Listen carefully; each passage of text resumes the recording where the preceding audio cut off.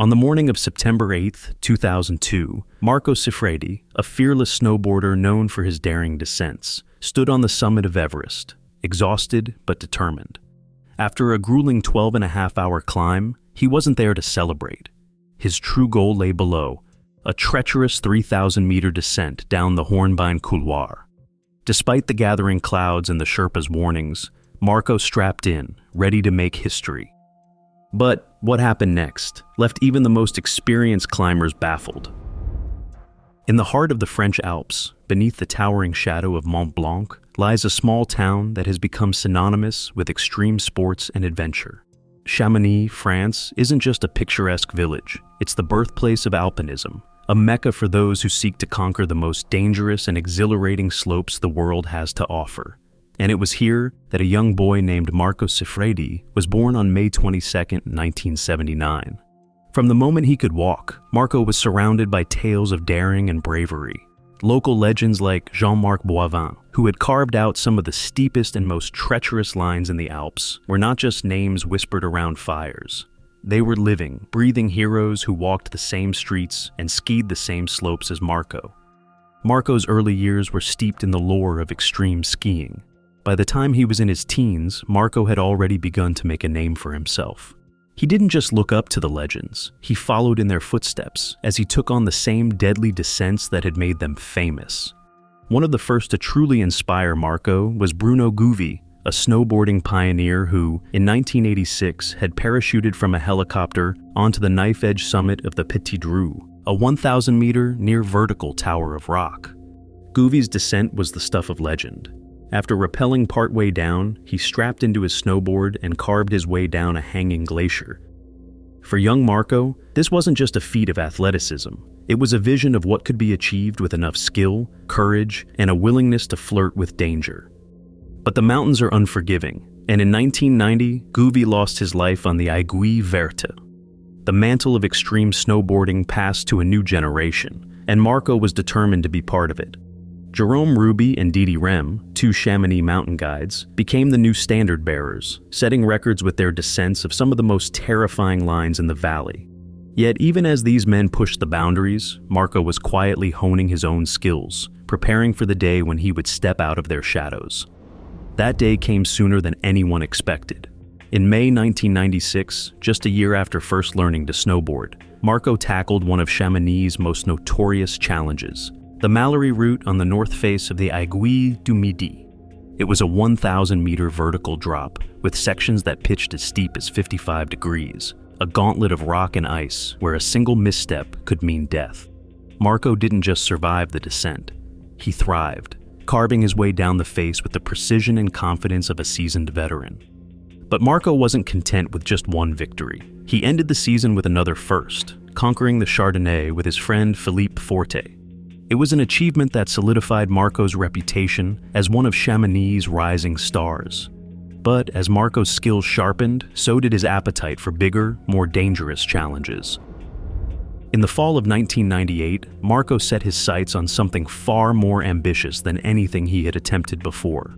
Alongside his close friend Philippe Forte and photographer René Robert, Marco traveled to Peru to tackle Toquillaraju, a 6,032-meter giant that loomed over the Andean landscape. Before he left, a friend's mother gave him a small cross pendant, a simple token that would become a symbol of protection in the treacherous heights he was about to face. Marco wasn't one to believe in luck, but that cross would soon become a constant companion on all his expeditions. The climb was grueling, the air thin, but Marco, Philippe, and René pressed on. When they finally reached the summit, it wasn't just another peak conquered, it was a milestone in Marco's career, and it marked the beginning of a new chapter in Marco's life. Yet, as he would soon discover, the mountains were as much about loss as they were about triumph. Philippe Forte, his close friend and partner in these daring exploits, would later perish in an avalanche on the Grand Monte ski area. Returning to Chamonix in June 1999, Marco was ready to push the limits again. This time, he aimed for the Mont Blanc on the Aiguille Verte, a line so feared and revered that it had only been conquered once before, by the legendary Jean-Marc Boivin a decade earlier. The Mont Blanc was not just steep, It was nearly vertical in some sections, a 1,000-meter drop averaging 55 degrees with parts hitting a terrifying 60 degrees. This was no place for hesitation, no room for error. The conditions had to be perfect, and even then, the descent was fraught with danger. But Marco wasn't one to shy away from danger.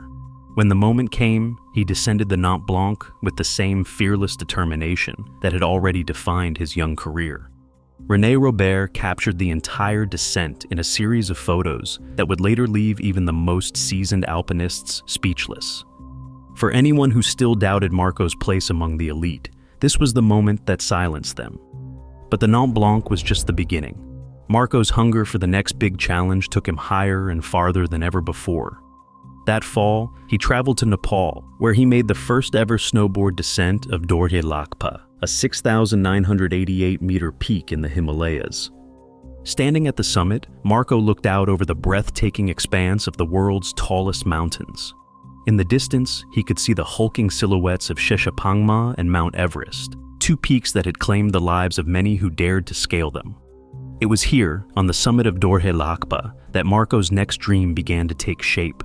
Everest was the ultimate prize, the holy grail of snowboarding. But Marco knew that the risks were greater than anything he had faced before. He needed to be sure that his body could handle the extreme altitudes, that he could survive in the death zone. Back in Chamonix, Marco reached out to Russell Bryce, a seasoned Himalayan guide who specialized in leading expeditions to the highest peaks on Earth. Bryce was impressed by Marco's achievements, but cautioned him against rushing into an Everest attempt. Instead, he suggested that Marco test himself on another 8,000-meter peak first, to see if he could truly withstand the brutal conditions of high-altitude mountaineering. Marco agreed, and together they planned an expedition to Cho Oyu, the sixth highest mountain in the world. That fall, Marco summited and rode Cho Oyu, an 8,201-meter colossus. It was a triumph, and it confirmed what Marco had suspected all along. He was ready for Everest. High on his success, Marco returned to Chamonix, his eyes now firmly set on the greatest challenge of his life. Everest was calling, and Marco Siffredi was ready to answer.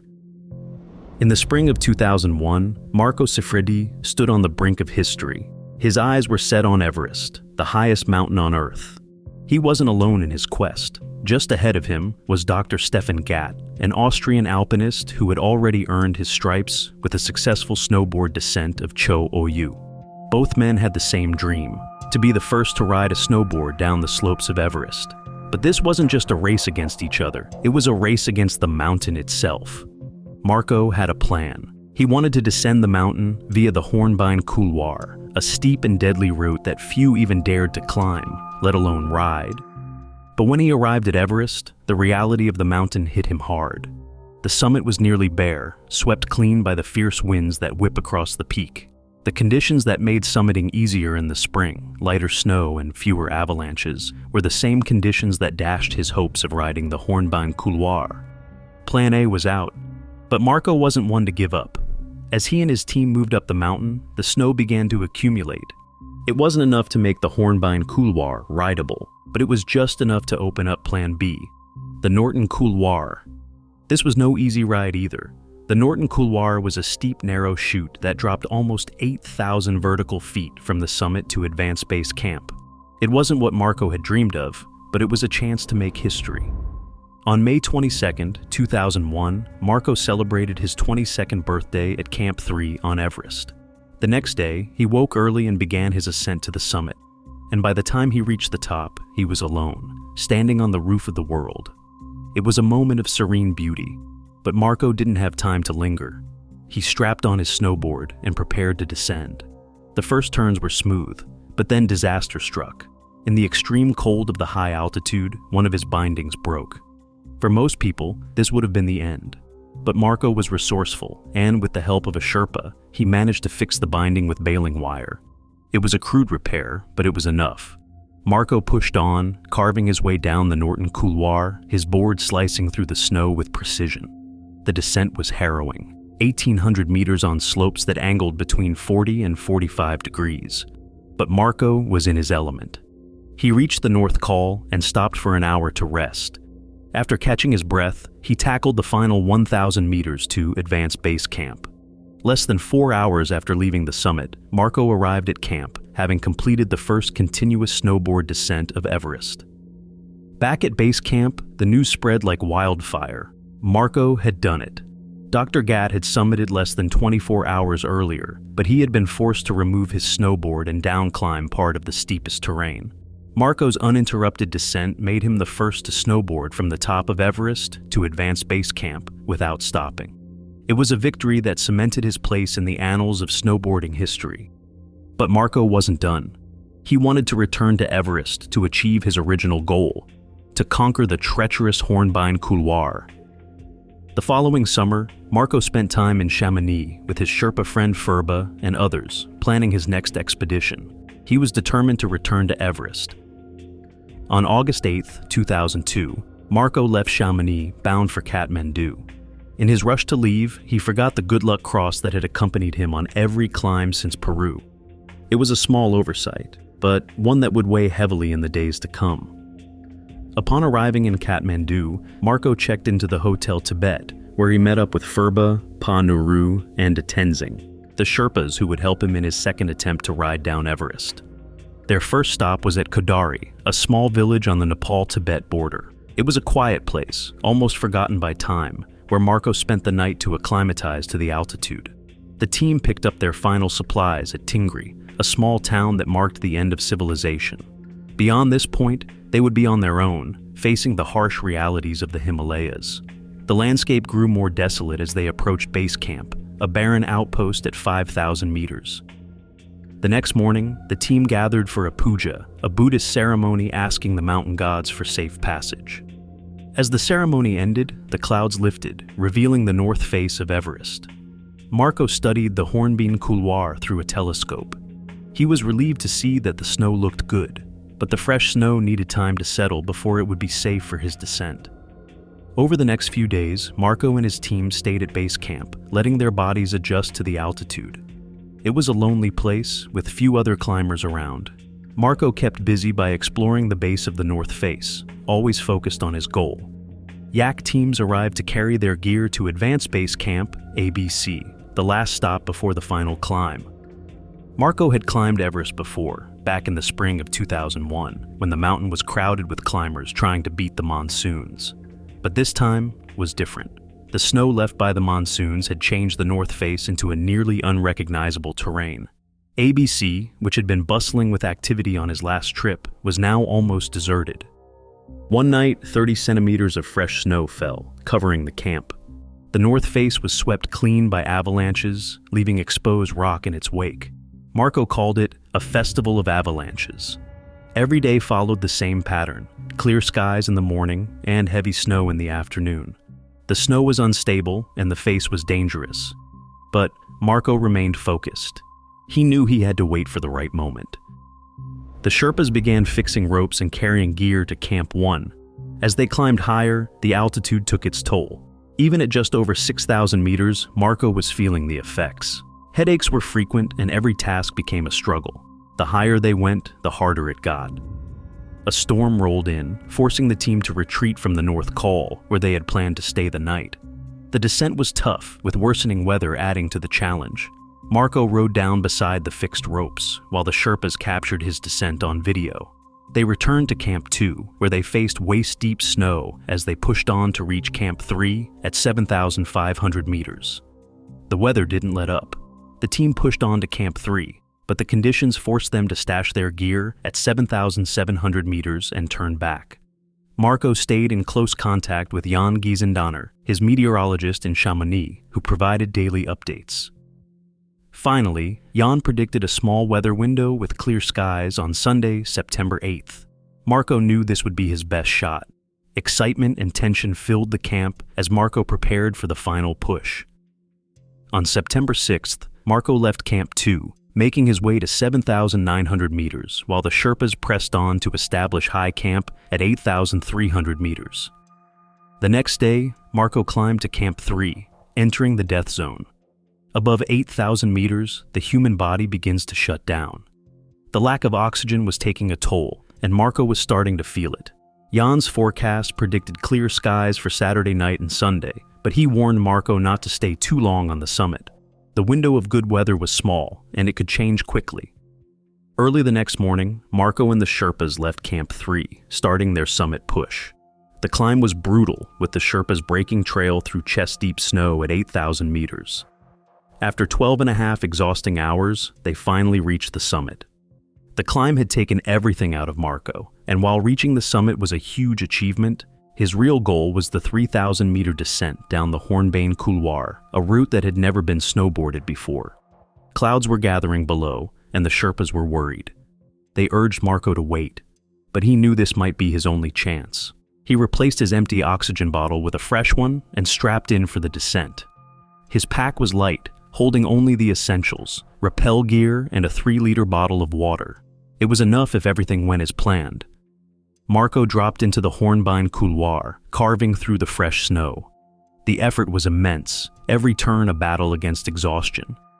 He paused briefly on a ridge, waiting for the Sherpas to catch up, his body demanding rest. But there was no turning back. Marco continued into the couloir, disappearing into the clouds that enveloped the mountain.